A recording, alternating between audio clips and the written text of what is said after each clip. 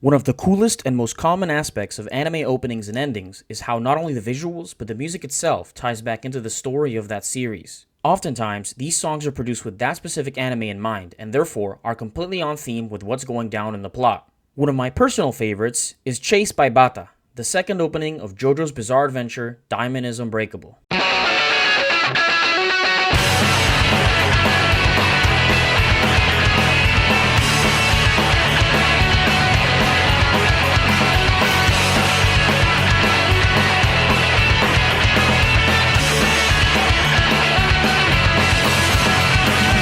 Chase is the opening of JoJo Part 4 that plays throughout the portion of the story where the main antagonist is set up.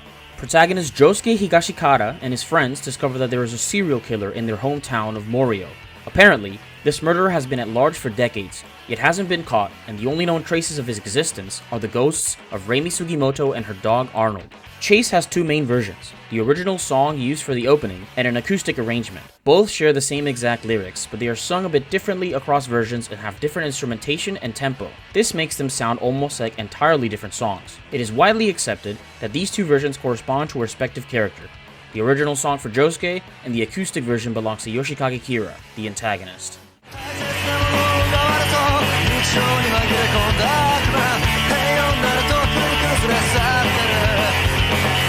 Throughout the first third or so of Part 4, the story has been a bit of a slice of life with the gang facing off against stand users around Morio until they defeat Akira Otoishi. However, once Akira is done, Rohan and Koichi discover the ghost of Reimi Sugimoto, the first victim of a dangerous and still active serial killer. This sets the stage for the main antagonist to come in, a terrible murderer that Josuke and the stand users of Morio must catch to keep the town safe. After a fateful and unfortunate encounter with Yoshikage Kira, Josuke and Okuyatsu's newfound friend Shigechi dies to Kira's stand ability. The only thing left behind is a single button from Kira's jacket that Shigechi's stand Harvest managed to pull out and bring to Josuke right before it disappeared. Josuke now has a clear goal, a burning desire to find the killer who took his innocent friend's life. The first verse is a direct expression of this.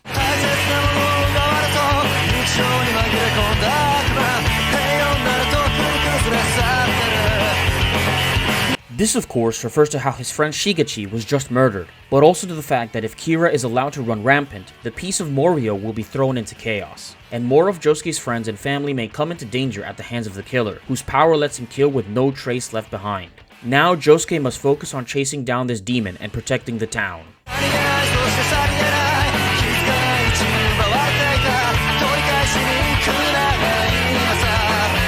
These lines harken back to how such a dangerous criminal lived under everyone's noses. Before Josuke could tell, his life was thrown into disarray and has to act right away in order to track down the killer and put him to justice. The chorus is very simple, but it perfectly encapsulates Josuke's drive to catch Kira.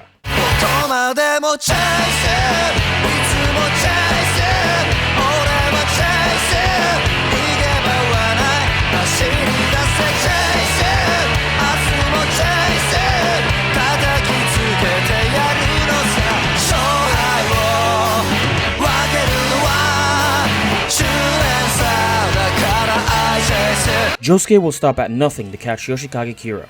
Of course, he's the protagonist, but it's more than that. His duty as a citizen of Morio, as a friend of Shigechi, as the grandson of a police officer, and as the delinquent with a heart of gold whose spirit shines so bright it draws in nearly everyone he's met to become his ally.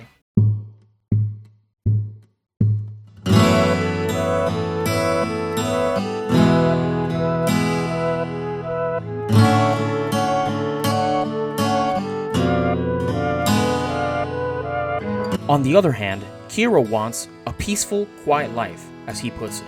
He doesn't want to stand out and makes an effort to be in the background in relation to his peers. He's successful, but unremarkable. His goals are reflected in his stand ability, Killer Queen, which allows him to turn anything it touches into a bomb that leaves nothing behind when it explodes. The perfect tool for murder. Kira has an innate need to kill. He can't help it, and so he uses his power to kill who he wants in such a way that people won't notice too much or yield any results if investigated. He's done this for decades, quietly. He makes sure he leaves no clues that could allude to his serial killing actually happening. This of course comes to a grinding halt when Shigechi accidentally takes the sandwich bag that contains the hand of one of his victims, and forces Kira to get rid of him and the evidence of his crimes. The event leads to the peaceful life he works so hard to maintain to come crumbling down. the first verse of Chase suddenly takes on a different meaning. 大切なものを奪われそう日常に紛れ込んだ悪魔平穏ならとっくに崩れ去ってる Kira's most precious thing is his current lifestyle, and the demon that's burrowed into his everyday life is everyone looking into him, particularly Josuke and Jotaro. He needs to kill anyone who is looking into him and get rid of absolutely every shred of evidence. 何気ないそしてさりげない気づかないうちに奪われていた取り返しに行くなら今さ This all happened because he got careless, and Shigechi took his bag on accident. Despite his big words, Kira wasn't completely prepared to face such a stand user as his opponent, and didn't notice the missing button until it was already too late, and like a stack of dominoes, once one falls down, everything spirals out of control. For Kira, the chorus signifies his overwhelming desire to return to the status quo. He desperately wants to stop anyone thwarting his peaceful, quiet life. He chases it, as if he'd die if he couldn't live the way he has been for so long. どこまでもチェイスいつもチェイス俺はチェイス逃げ場はない走り出せチェイス明日もチェイス叩きつけてやるのさ勝敗を分けるのは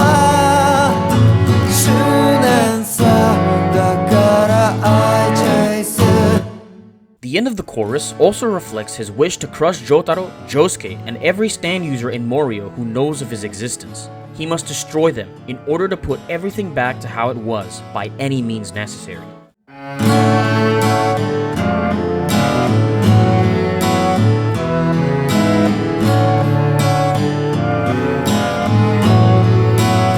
The two versions of Chase reflect how Josuke and Kira are two sides of the same coin.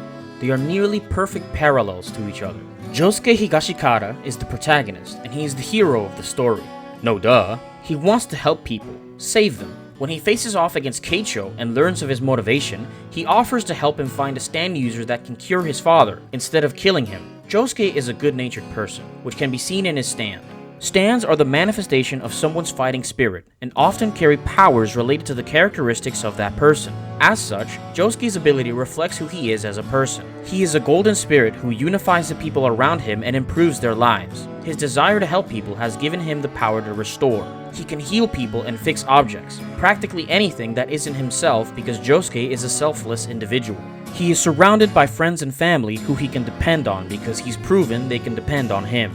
Then you have Yoshikage Kira, the antagonist, the villain. A brutal murderer with no qualms about killing anyone he deems stands in his way. His power is to destroy, turning anything into a bomb he can detonate at will. It erases every trace of whatever that thing was, leaving nothing behind.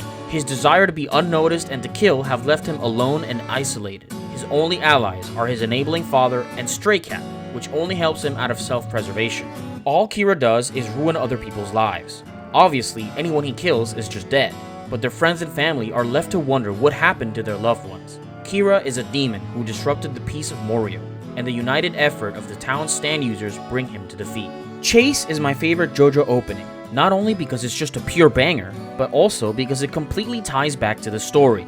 It perfectly describes the protagonist and antagonist's respective goals. As stated by the bridge,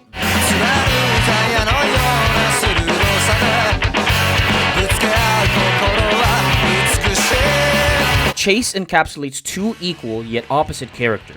It demonstrates the beauty of a parallel perspective.